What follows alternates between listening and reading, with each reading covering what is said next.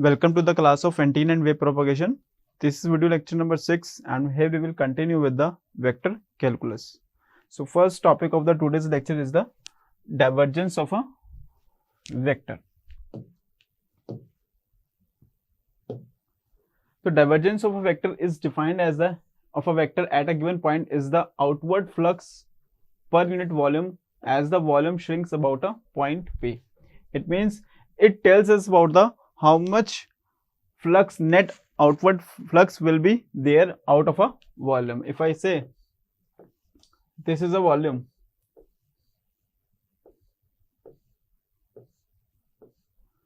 net outward flux, if I say these are the flux line which is entering into this one, and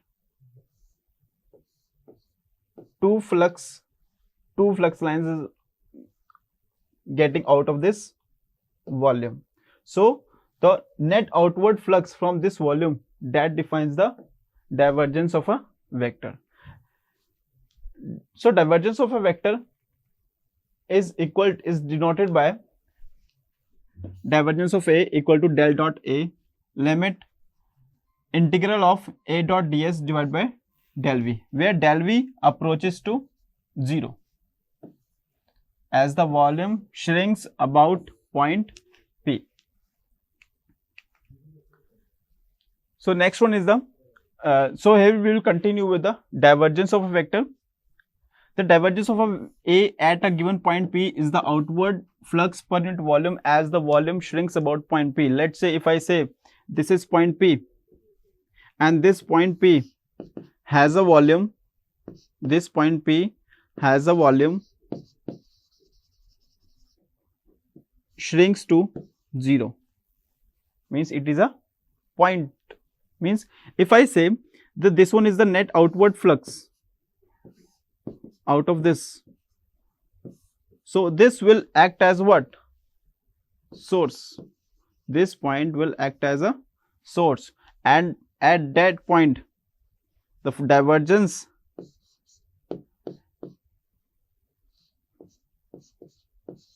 at point P will be positive because the net outward flux is in this direction and it will act as a source. Now if I say all the flux lines are absorbed into a point P, this is a point P whose volume is what? Shrinks to approaches to 0, and all the flux lines are entering into the point P, and this point P absorbs all the flux lines. So then I'll say it will act as a, this point P will act as a sink, and at this point divergence at this point is negative. Clear? Now third case, this was the first case, this one is the second case, and third case is where the number of lines entering into the volume P, volume here approaches to 0, and same number of flux lines will be outward from point P. So at this point divergence at this point will be 0 because it will neither act as a source nor sink. Clear?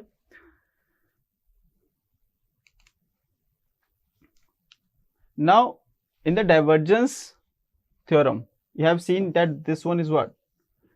In surface integral of closed surface integral of A dot ds. Now what is A dot ds? A dot ds is the vector field A at a closed surface S. Means if I say this has how many surfaces are there? There are six surfaces. 1, second, third, this one is back is 4th, 5th and 6th.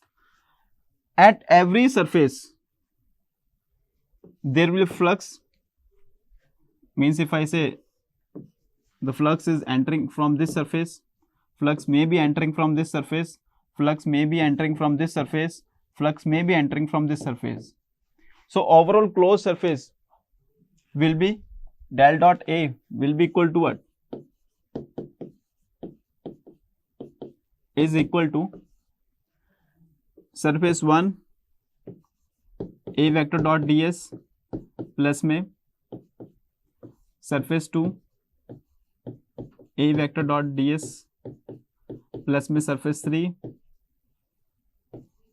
A vector dot ds plus में surface 4 A vector dot ds plus में surface 5 A vector dot ds plus में surface 6 A vector dot ds.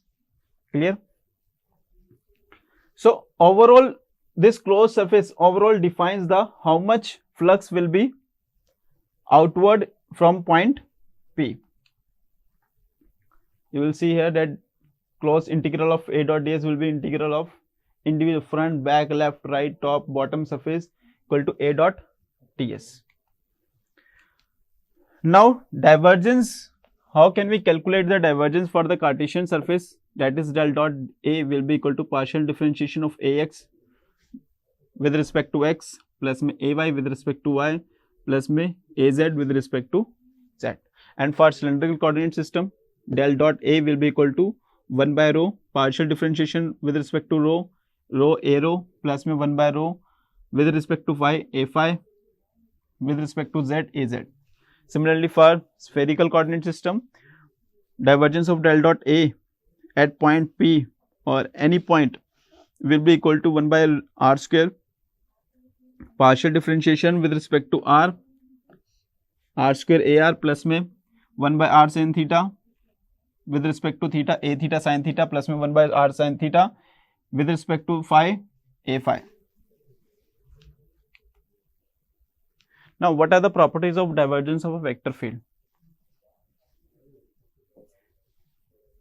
You will see here that the divergence of vector field, it produces a what? Scalar quantity. You will see here that there will be a no unit vectors. So it produces a scalar field. So divergence of a scalar field makes no sense. There is no use of divergence of a scalar field. Del dot A plus B will be equal to del dot A plus me del dot B, and another one is divergence of one is scalar quantity where V is what? Scalar quantity and A is your vector quantity is equal to V del dot A plus me A dot del V. So here we will prove the divergence of a divergence theorem. So it states that the total outward flux of a vector field A at a closed surface is same as the volume integral of the divergence of A. So this divergence theorem states that closed integral of A dot ds will be equal to what? Divergence of A vector A with respect to volume integral. So here we will see that proof. Now if I say this is a volume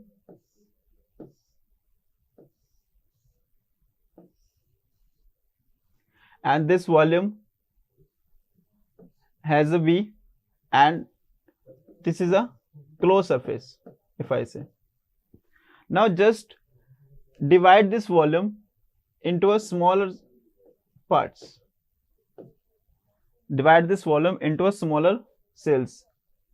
This volume is divided into smaller cells and the number of cells, let's say k number of cells will be there. Now each cell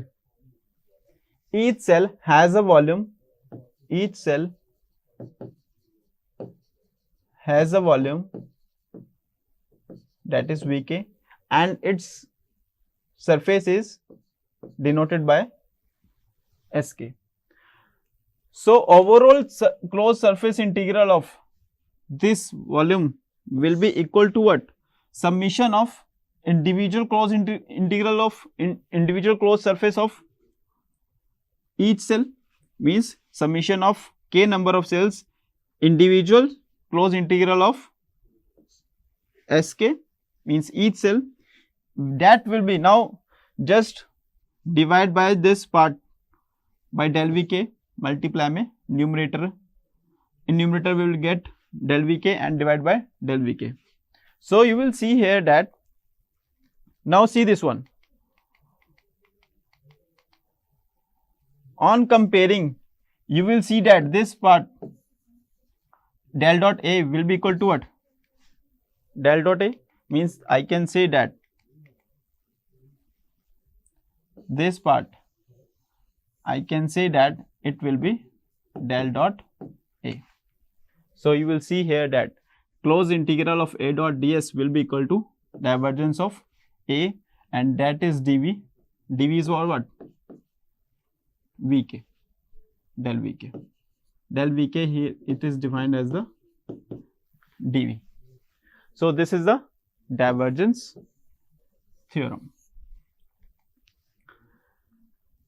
Now, what is the physical significance of divergence of theorem? Divergence of the theorem state it defines that whether the point is act as a source, whether the point is act as a sink, and whether it is neither as a source nor as a sink. Means it defines the net outward flux from a volume. Now, if I say there are 4 number of flux lines are entering into this volume, and same number of lines are going out of this volume, means 4 number of lines are there and 4 number of lines are, so it will neither act as a source nor as a sink. So if I say this volume shrinks to 0 and that point is P, so I can say that del dot A at point P will be equal to 0. Clear? Now next one is, if I say 4 number of lines are there and in between there is a one point, one source is there which also produces some flux, means how many number of lines total will be? Total number of 8 flux lines and going out of the volume, and 4 number of flux lines are entering into the volume. Then we can say that, means there will be some source which produces flux lines, means this will act as a source, and if I say this volume will shrinks to point P, then at this point del dot A at point P will be positive. And similarly, how many flux lines are there entering into the volume? That is 4. And how many flux lines are getting out of the volume? That is 2. Means there is some point within this volume which are absorbing the flux lines, in which the flux lines are entering, and so this will act as a sink, and at this volume del dot A at point P is negative. Clear? Now next one is the curl of a vector and Stokes theorem. The curl of a vector defines what? It defines the rotational vector whose magnitude is the maximum circulation of vector A as per unit area, and area tends to 0, whose direction is the normal direction of the area when the area is oriented so as to make its circulation maximum. The curl of a vector, that is curl of A, is denoted by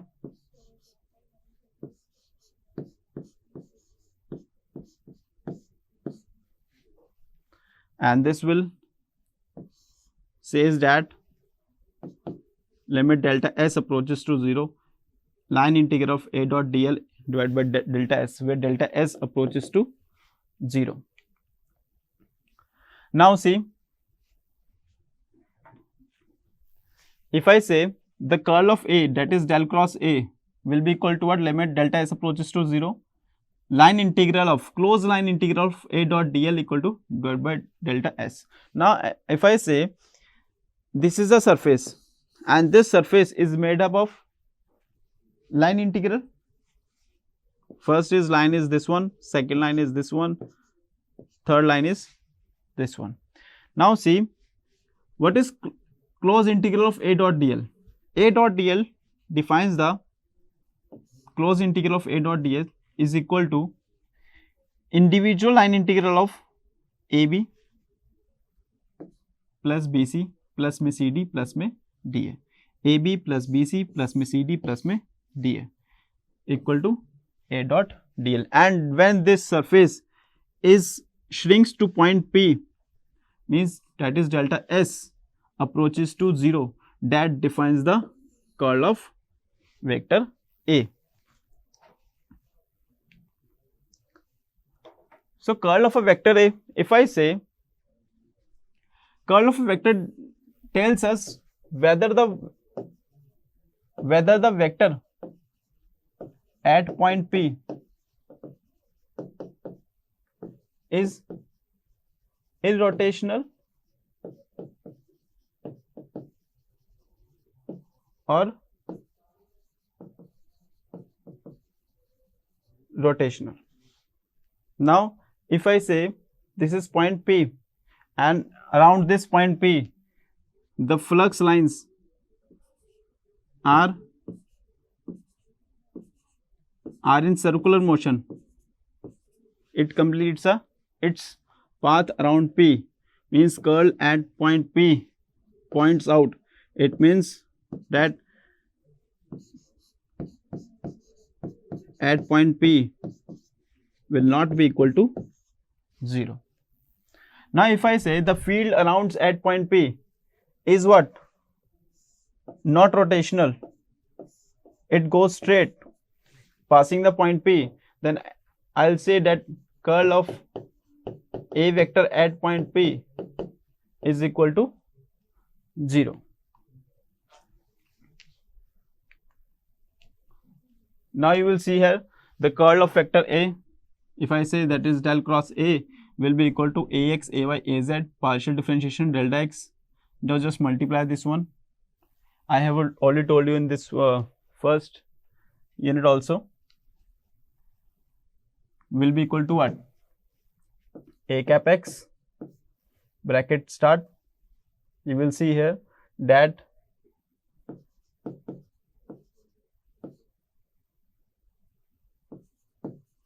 minus में, now you will see this one,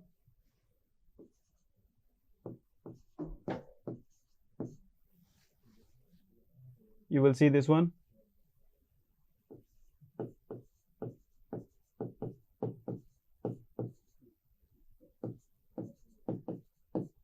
plus में, now see this one, A cap z,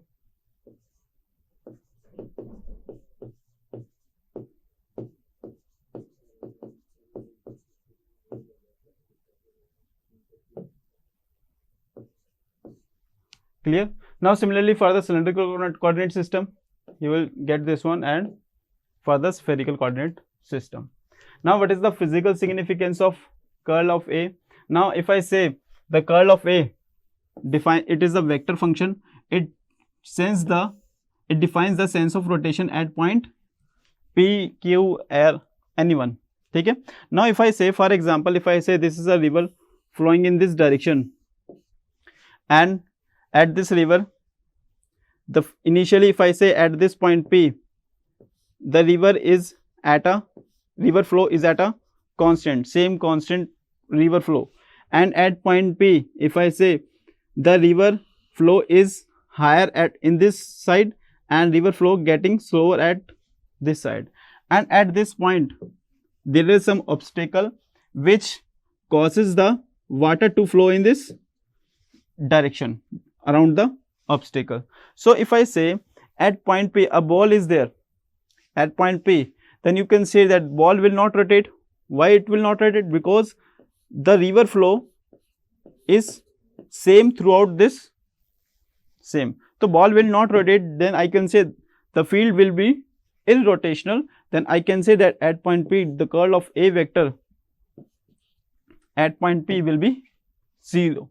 Now at point P, at point Q, if I say at point Q the ball will, the flow at this is higher as compared to this one, the ball will rotate at in this direction, or I can say field will rotate in this direction. So at point Q del cross Q is not equal to, similarly for at point del cross A is not equal to 0.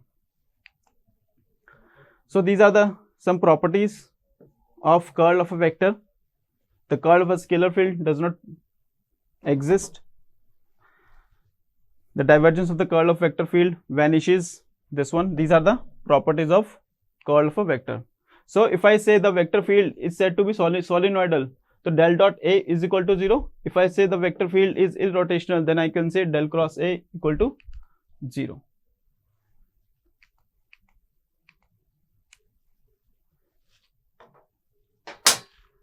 The book I have referred for preparing the slides, that is Principal Electromagnetics by Matthew and Sadico. Thank you.